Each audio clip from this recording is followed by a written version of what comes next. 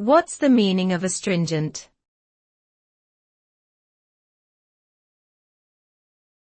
Astringent.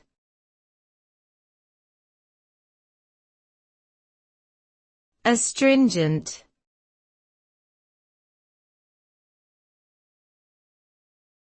Astringent.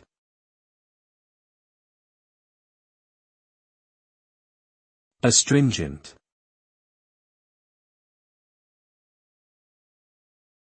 Astringent is an adjective that describes a substance's ability to shrink or constrict body tissues.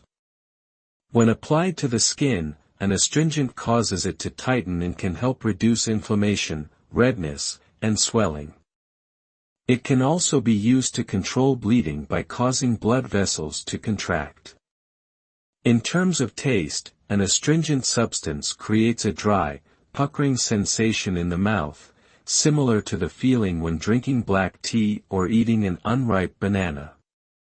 Overall, astringency is characterized by its ability to cause a tightening or drying effect on body tissues or taste buds.